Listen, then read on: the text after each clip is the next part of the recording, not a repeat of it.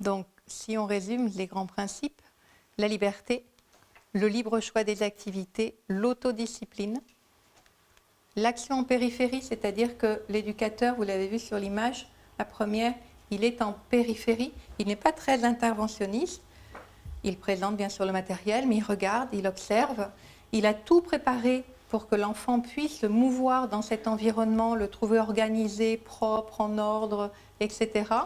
Mais il intervient peu. Le respect du rythme de chacun en suivant les périodes sensibles et en les respectant, apprendre par l'expérience, faire un maximum d'expérience pour passer plus tard à l'abstraction, l'activité individuelle, l'éducation vécue comme une aide à la vie et non pas comme quelque chose d'obligataire. Il faut apprendre à lire, écrire, compter. Non, pourquoi est-ce qu'il faut apprendre à lire, écrire et compter? Pourquoi est-ce que dans la vie de tous les jours, ça va être important de savoir lire, écrire, compter? Là, on est dans une aide et non pas dans « j'impose ». On propose par rapport à des périodes sensibles. Aider l'enfant à avoir une discipline intérieure et un grand respect de l'autre, de l'environnement. Effectivement, les enfants dans une classe Montessori chuchotent, se déplacent en chaussons sans faire de bruit. Quand ils veulent interpeller l'éducateur, ils vont aller lui poser la main sur l'épaule pour lui dire « j'ai besoin de toi ». Et l'éducateur, s'il est en train de présenter un matériel, va lui dire « je suis occupé, j'arrive ». Donc là aussi, on est dans l'inhibition, apprendre à attendre, apprendre à respecter. Voilà. Et l'environnement, on demande toujours à l'enfant, quand il a fini d'utiliser un matériel, non pas de partir comme ça à volo, mais de le remettre comme il l'a pris et de le remettre à sa place. Donc on reste dans l'ordre, l'organisation. Si j'ai sali, eh bien je vais nettoyer. Voilà, je respecte l'environnement.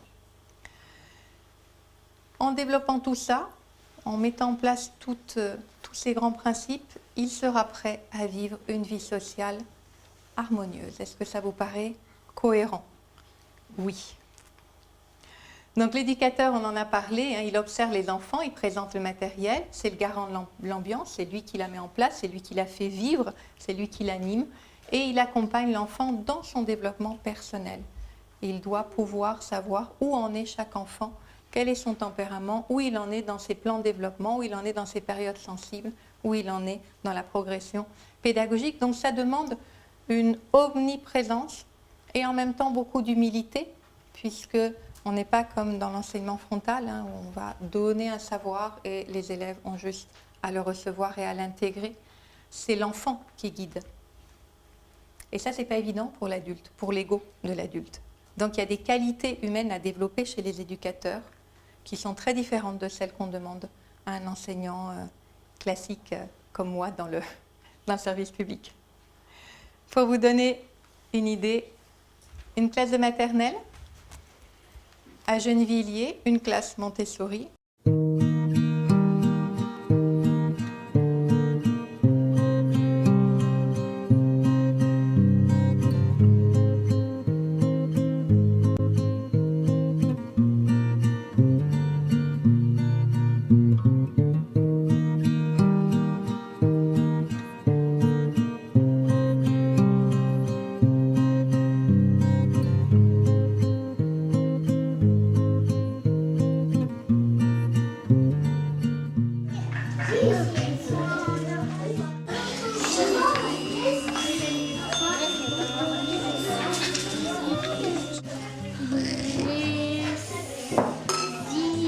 Brésil.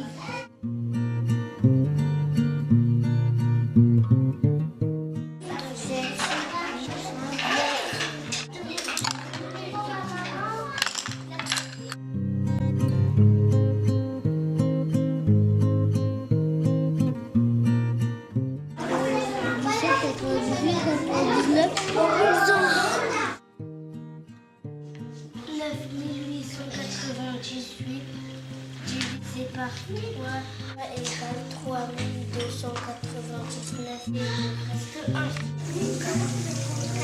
Un camion, un bateau, un hélicoptère, un hélicoptère,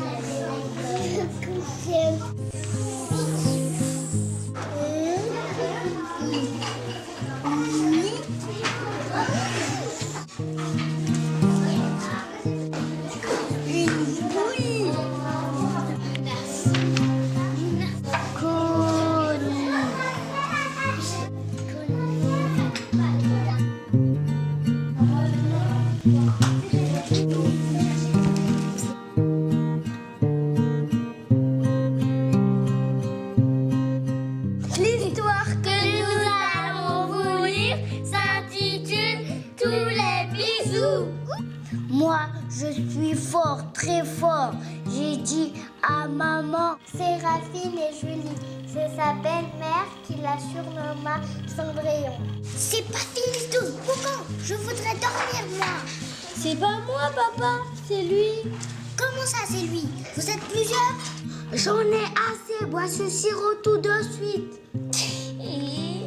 Alors, t'as vu? Il est terrible, mon papa.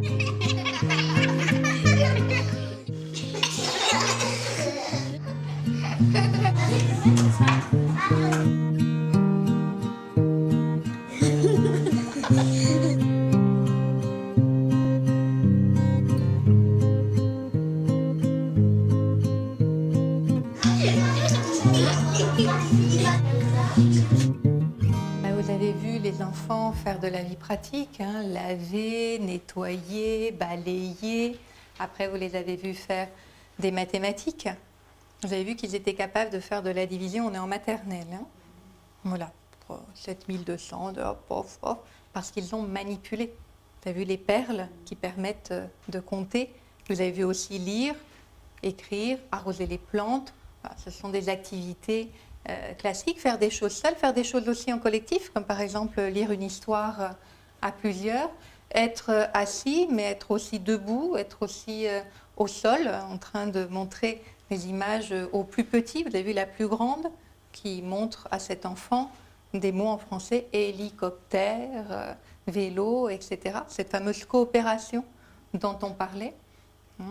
Voilà, ça vous donne une idée de comment ça fonctionne, si je puis dire.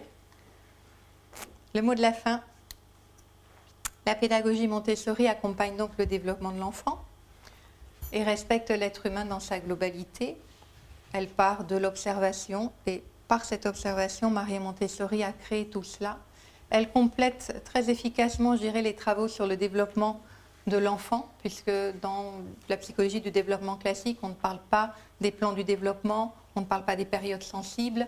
Il y a plein de choses qu'elle a apportées et qui sont complémentaires de tout ce que l'on connaît déjà en psycho.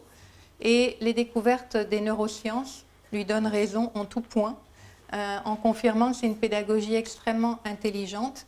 Et même si la première maison des enfants a été créée en 1907, ça reste une pédagogie extrêmement moderne et adaptée aux enfants.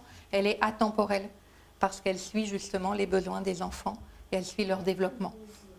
Du coup, elle n'a pas d'âge et elle n'a pas pris de rides. À quand la pédagogie Montessori pour tous? Ce sera la question de la fin. Pour permettre à l'humanité d'évoluer vers le respect du droit à la différence et la paix. Maria Montessori a écrit un très beau livre, Éducation pour la paix, où elle parle de cela et elle parle de cet enfant qui vient transmettre tout ce qu'il a appris à la maison. Et c'est un beau message pour l'humanité et pour tous les enfants. Et l'idéal, ça serait bien sûr qu'elle puisse être appliquée dans toutes les écoles de France et de Navarre et même au-delà de nos frontières. Il y a certains pays qui ont fait ce choix éducatif. Dans les pays du Nord, la Suède, la Finlande, la Norvège, etc. Elle est très très développée. Chez nous, un petit peu moins.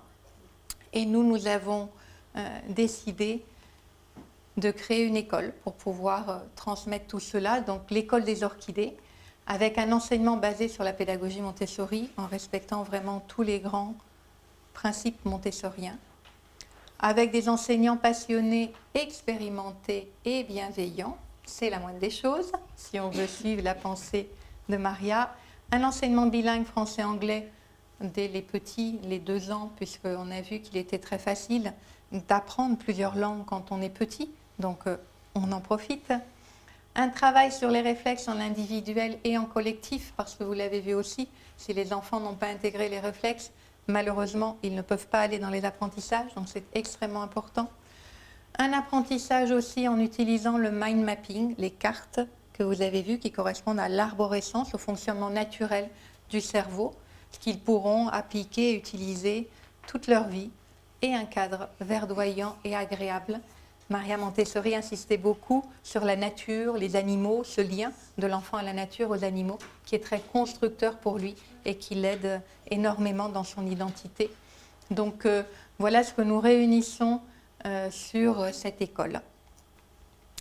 J'ai fini.